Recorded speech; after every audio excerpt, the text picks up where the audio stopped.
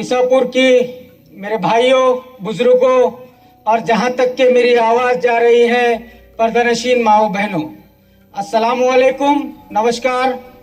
मैं आपके सामने आज राष्ट्रवादी घरों घर ये कार्यक्रम के निमित्त मेरे नेता एडवोकेट आशीष दादा देशमुख आज आपके बीच में आए हैं, इसलिए कि आज की जो आप सियासी हालात देख रहे हैं कि किस तरह यहाँ पे महाराष्ट्र में तब्दीली हुई है। आज माननीय शरद चंद्र जी पवार साहब हमारी 18 पकड़ जातियों के लिए लड़ रहे हैं, पवार फैमिली लड़ रही है।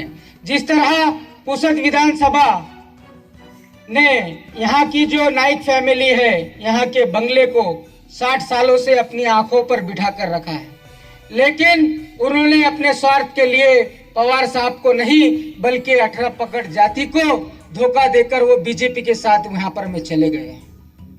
आज वो बीजेपी के साथ जाने के बाद ये बात आपको समझना चाहिए कि बीजेपी ने किस तरह हम पर जुल्म और ज्यादती की।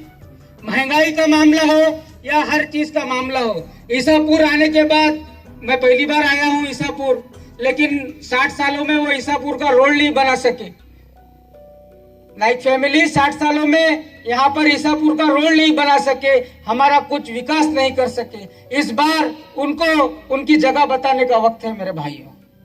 मैं आपको बताता हूँ कि हमने हरदम पवार साहब को देख के या आप लोगों ने उनके आबा व अजदाद की को देखकर यहाँ पर उनको साथ में लेके चला है, लेकिन मैं आपको पूछना चाहता हूँ कि हमारे पुसद का क्या विकास हुआ है।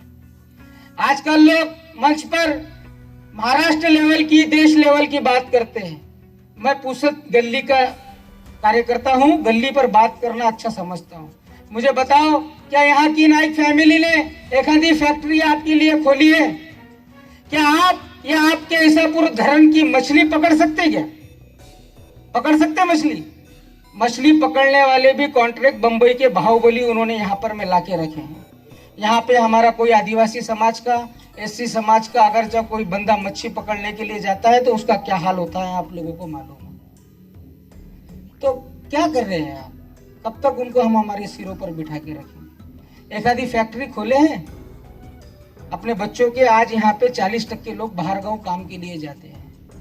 मुशीर बाबा से मेरे पुराने ताल्लुकात है। एक बार बाबा से चर्चा हुई, काफी यहाँ पे जो नईम भाई है, फिरोज भाई है, एक अच्छे लोग आगे आ रहे हैं। हालात को देख के घबराने की जरूरत नहीं है। हमारी लड़ाई अच्छाई के लिए लड़ रहे हैं, यहाँ की बुराई हमें खत्म करना है। और चांद के सामने तारे ज्यादा बोला नहीं करते। यहाँ पे आशीष दादा बैठे हैं। आशीष दादा किसी नाम के या तारीफ के मोहताज नहीं है। आशीष दादा को आप सब लोग पहचानते हैं। ईसापुर से एक फोन आया था नईम भाई का, दादा 70 लोगों को फूड पॉइजन हो गया था एक शादी में, दवाखाने के अंदर। वहां पर मैं नईम भाई का फोन आया, 5 मिनट में हम पहुंचे। तो वहां का विधायक 2 घंटे तक एक सलाइन की बोतल भी नहीं लगा सका। ये ईसापुर के लोगों को, नईम भाई को, फिरोज भाई को मालूम है। उसके बाद में जब मुझे फोन आया, मैंने आशीष दादा को फोन लगाया, दादा ने सीएस को फोन लगाया, मंत्रालय में फोन लगाया। 10 मिनट के अंदर वहां पे अपन ने ईसापुर हो गया, पुसद हो गया, और कुछ लोगों को शायद कलम नूरी के अंदर भी अपन ने वहां पे सेवा की थी। लेकिन आप लोग इस बात को जानते हैं, हमको काम करने से मतलब है, लेकिन आप लोगों को ये समझना चाहिए कि हमको धोखा किस लिए दिया जाए। आज नाइक परिवार ये बता रहा है कि हम पुसद के विकास के लिए गए। अरे वो पुसद के विकास के लिए नहीं गए, खुद के विकास के लिए गए। पुसद का अगर चाहे उन्हें विकास करना होता तो 60 वर्षों में वो पुसद का विकास कर सकते थे।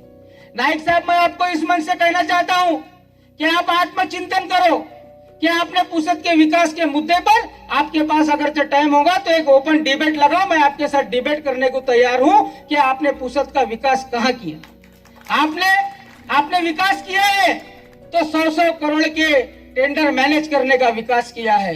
विकास पुसद में हुआ है तो कागज पत्री काम हुआ है। विकास हुआ है तो तुम्हारे दलालों को और तुम्हारे जी हुजूरी करने वालों का यहाँ पे विकास हुआ है। यहाँ पे पुसद की, यहाँ पे ईसापुर या पुसद विधानसभा क्षेत्र की जनता का विकास नहीं हुआ है।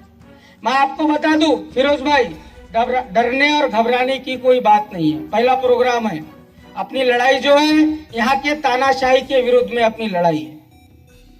और एक बात होगी कि आपको डराया जाएगा, आपको बताया जाएगा कि भाई यहाँ के नाइक फैमिली को विरोध कर रहे हैं, गलत हो जाएगा, ऐसा हो जाएगा, वैसा हो जाएगा। मैं आपको इस मन से यहाँ पे मेरे नेते आदरणीय आशीष दादा के सामने वादा करता हूँ कि मेरे पक्ष के एक भी कार्यकर्ता या एक भी कार्यकर्ता को बाल को भी धक्का लगा तो ईंट से ईंट बजाने की ताकत, यहाँ पे एडवोकेट आशीष देशमुख बैठे हैं, उनके सामने वादा कर रहा हूँ मेरे अंदर ताकत। घोटाले हमने नहीं किए, घोटाले इन्होंने किए हैं। इनकी पूरी फाइलें अपने पास तैयार है, सिर्फ इनको शुरुआत करने दो, एंड अपन करेंगे। और मैं आप लोगों को एक बात बताना चाहता हूं कि हालात नहीं बदल रहे, चाहे समाज के हो, कौम और मिल्लत के, हालात नहीं बदल रहे। इसको जवाबदार हम हैं। इसको जवाबदार हम इसलिए है कि हम सुबह गोश्त खा रहे, दिन भर मेहनत कर रहे, शाम में बेहोश हो जाए। समाज को प्रतिनिधि कौन सा अच्छा है, कौन सी पार्टी अच्छी रहेगी, कौन सा आदमी आगे आने के बाद में हमारा मुस्तकबिल सुधारेगा, इस पे हमें सोचने की और गौर करने की जरूरत है। आज अगर चाहे बीजेपी आरएसएस से ज्वाइन हो गए, बीजेपी से ज्वाइन हो गए, उसके बाद भी यहाँ के कुछ दलाल नाइक के सिफारिश पे यहाँ पे कार्यक्रम में मत जाओ, ये करो, ये बोलने की हिम्मत कैसे कर रहे हैं लोग? तुम्हारा जज्बा क्या है, तुम्हारा ईमान क्या है? तुम्हारे पे क्या लग सकता? तुम्हारे पे ईडी लग सकती, तुम्हारे पे सीबीआई लग सकती, और संविधान डॉक्टर बाबा साहब अम्बेडकर ने लिखा है, तुम्हारे पे अन्याय नहीं होगा। हाँ, अगर जब कुछ गलत करेंगे तो होगा, अपन तो गलत करने वाले लोग ही नहीं है ना, रोज मजदूरी करने वाले लोग हैं, तो फिर डरना क्यों? डर उनको है। नगर पालिका में 5 साल भ्रष्टाचार उन्होंने करे, छत्रपति शिवाजी महाराज के पुतले के बांधकाम में पैसे उन्होंने खाए, डॉक्टर बाबा साहब अम्बेडकर के पुतले को रंग रंगोटी करने को पैसे उन्होंने खाए, कागज पत्री 1 करोड़ रुपए एस्टीमेट बनाने के उन्होंने खाए, बोगस बिल काट के उन्होंने खाए। तो गुने उन पर दाखिल होने वाले, गुने अपने पे दाखिल नहीं होने वाले। जैसा कि मुझे सुबह फोन आया था कि वो भैया ऐसी बात चल रही, खाना भी रखे वाला है, प्रोग्राम रखे वाला है, तो मैं सुबह ही आने वाला था, लेकिन ये चलने वाला है। अपने को हिम्मत से काम लेना पड़ेगा, हिम्मत से काम लेना पड़ेगा, ताकत से काम लेना पड़ेगा, और ये सोचना पड़ेगा कि तुमको बीजेपी को साथ देना है क्या, तुमको आरएसएस को साथ देना है क्या। अब तुमको देना आरएसएस को और बीजेपी को साथ देके, अगर चाहे नाइक परिवार को तुमको साथ देना है, तो आगे आने वाले अंजाम को तुमको भुगतना पड़ेगा। 60 सालों में यहाँ का नाइक परिवार कोई काम के लिए बाहर निकला गया? आज तुम्हारे हमारे किसानों का ये शेतकरी विभाग है, यहाँ के 4,500 सभासदों ने, तुम्हारे हमारे पूर्वजों ने अपना खून पैसा जमा करके यहाँ पे जीन खोली थी ना, जीन बिक गई ना, कहाँ गया पैसा? एखादे अभी अधिवेशन चालू है। मैं इस मन से कहना चाहता हूँ, आमदार इंद्रनील नाइक जी, अगर जीन के अंदर आपने पैसा नहीं खाया है तो आप एले क्यों नहीं लगाते हो, क्यों आवाज नहीं उठाते हो अधिवेशन के अंदर? ये जो जीन की जगह थी, ये 4,500 सभासदों ने, हमारे किसान भाइयों ने, और उनको भी ये कहना चाहता हूं जिन्होंने जीन के बारे में यहाँ पे आंदोलन छेड़ा था, चक्र आंदोलन चलाया था, उपोषण किया था, वो भी अपनी पार्टी के राष्ट्रीय नेता है, उनके भी यहाँ पर में आमदार है। अगर चाहे ओरिजिनल में, अगर चाहे तुमने काश्तकारों की और शेतकरी लोगों के लिए तुमने आंदोलन छेड़ा था, तो क्यों तुम्हारी जीन की आवाज दब गई? आज तुम्हारी सुध गिर नहीं। दादा, कल एक जो डायरेक्टर लोगों के फोन आए, बोले वो 14 कोटी रुपए का लोन सैंक्शन कर रहे हैं बोले, और वो आप बोले भरोसा नहीं रहा तो जो डायरेक्टर लोग हैं उनके 7-12 पैन कार्ड, आधार कार्ड मांग रहे। तो अंदर की बात है दादा, 2 लोगों ने राजीनामे दे दिए, 3 लोग और राजीनामे देने वाले हैं। कारखाना बंद हो गया, उर्दू स्कूलें बंद हो गई, खानका बंद हो गई। मुझे बताओ ना, एखादा शादी खाना, अभी जैसा ये बीजेपी में गए, शायद 30 लाख रुपए दिए ना शादी खाने को, 30 लाख ही ना। 60 सालों में कभी याद आई क्या इनको शादी खाने की? कभी आए तुम्हारे बीच में, कभी पूछे कि क्या चल रहा है, क्या नहीं चल रहा है? लीड देखो मतदान पेटी में यहाँ के आमदार को। अभी हमारे ताई भी बहुत घूम रहे, आएंगे तुम्हारे घर को चाय पिएंगे, अम्मी कैसे है, अब्बू कैसे है, फिर उधर गए हमारे काका के वहां तो आई कशी आहे, कोई लेना देना नहीं। नाम अब मेरे नाम मालूम नहीं। हमारे एक कार्यकर्ता को फोन आया ईद के दिन, बोले भाभी को सलाम बोलना। अब उसकी शादी नहीं हुई तो भाभी को सलाम कैसे बोलेगा? मतलब झूठ बोलना भी तो कितना बोलना। बोले ईद की बहुत बहुत मुबारकबाद हो, भाभी को सलाम बोलना। बोले अब उसने बोला भाभी नहीं है तो सलाम कहाँ से बोल?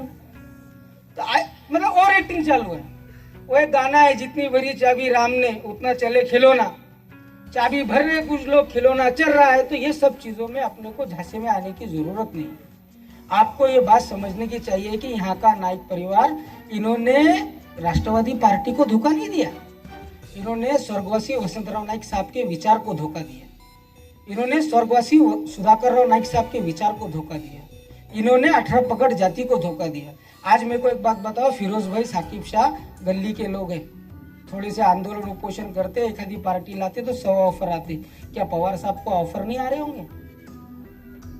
क्या सुप्रिया ताई को ऑफर नहीं आ रहे होंगे? लेकिन वह आदमी सत्ता को लात मार रहा है 18 पकड़ जाति और बहुजन समाज के विचारों की। तो ये बात है कि हमको उनके पीछे खड़े रहना पड़ेगा, नहीं तो आज मालूम है आपको क्या बीत रही है।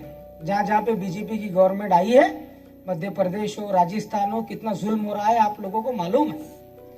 छत्तीसगढ़ के अंदर कितना जुल्म हो रहा है। आज 40% बेगुनाह मुसलमान जेलों में बंद है। उनका गुनाह क्या है उनको मालूम नहीं है। एससी समाज के लोग बंद है, बहुजन समाज के लोग बंद है। बीजेपी आ जाएगी। यहाँ पर मैं हमारी जो आमदार इंद्रनील नाइक है, उनके मिसेस है हमारी आदरणीय मोहिनी ताई। 60 सालों में कोई बंगले का आदमी आपको मोर्चे में, आंदोलन में दिखा गया?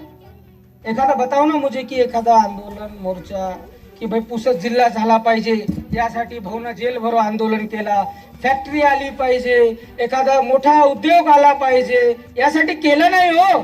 ताई ना रस्त्यावर ताई आले तो हे हिंदू राष्ट्र झाला पाहिजे म्हणून ताई रस्त्यावर आले। व्हिडिओ आपण सगळ्यांना बघितलेला आहे, मी तुम्हाला पाठवला होता सगळ्यांना व्हॉट्सअपवर। नईम भाईला वगैरे सगळ्यांना मला दाखवा आपल्या लोकाला की आपण ज्यांना मतदान देत आहे ते हिंदू राष्ट्राची घोषणा करत आहे। तुम्ही डॉक्टर बाबासाहेबांचे विचार, निवडणूक आले की आमचे विचार, निवडणूक गेल्यानंतर काय? तुम्ही सांगा ना मला, पुसद मध्ये किंवा पुसद तालुक्यामध्ये एखादा चांगला बुद्धविहार आहे का?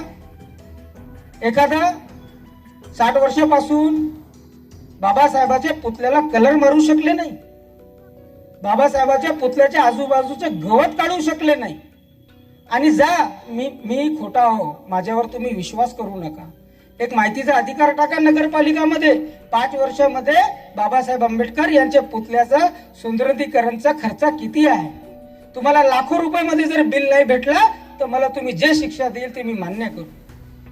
कागदपत्री पैसे खायला आणि कोणत्याही गोष्टीला घाबरायची गरज नाही आहे। आपल्याला आशिष दादा यांच्या नेतृत्वामध्ये पवार साहेबांसोबत राहायचं आहे आणि तन मनानं काम करायचं आहे। दादा तर असं आहे की दादाने एकदा शब्द दिला ते विधी लिखित आहे। मी काँग्रेस पक्षाकडून निवडून आलो, वयाच्या 21व्या वर्षी नगरसेवक झालो, पण तेव्हा जेव्हा माझ्यावर संकट आले, माझ्यावर अन्याय झाला, माझ्यावर खोटे गुन्हे दाखल करण्यात आले, तेव्हा माझ्या पाठीशी ते ॲडव्होकेट आशिष देशमुख साहेब आहेत। तर ते तुमच्या सगळ्यांसाठी उभे राहणार आहे। फक्त तुम्हाला हिम्मत करायची गरज आहे, तुम्हाला समोर यायची गरज आहे। मी जास्त वेळ घेत नाही आणि मी माधवराव वैद्य साहेब यांना विनंती करतो की यांनी 2 शब्द सांगावे। आणि इथं फिरोज भाईला आपण पद देणार आहोत। फिरोज भाई दादाशी त्यांची भेट झाली होती, त्यांना युवकचा तालुका उपाध्यक्ष पद देणार आहोत। जर आणखीन कोणते चांगले लोक, ज्यांच्यात आपल्याला श्रीमंत लोक नाही पाहिजे, आपल्याला काम करणारे लोक पाहिजे, जे कोणी आपल्या पार्टीत येत असेल त्यांनी यावे, दादाशी संपर्क साधावे। वैद्य साहेब आहे, वैद्य साहेब कमिशनर होते, आता ते रिटायर झाले। नानाभाऊ जळगावकर आहे, सिद्दीक भाई आहे, यांचे वडील उपाध्यक्ष होते नगरपालिकाचे। नवाज अली आहे, ते तालुक्याचे युथचे अध्यक्ष आहे। असे सगळी मंडळी आहे। तुम्ही सगळ्यांना विचार करावे, आणखीन चांगले चांगले जे लोक आहेत त्यांनी पक्षात यावे आणि अर्ध्या रात्रीही कोणताही काम असला तर कॉल करा, आजमावून बघा, नंतर विश्वास करा। फोन लावा ना आम्हाला, 24 तास आमचे फोन चालू राहतात।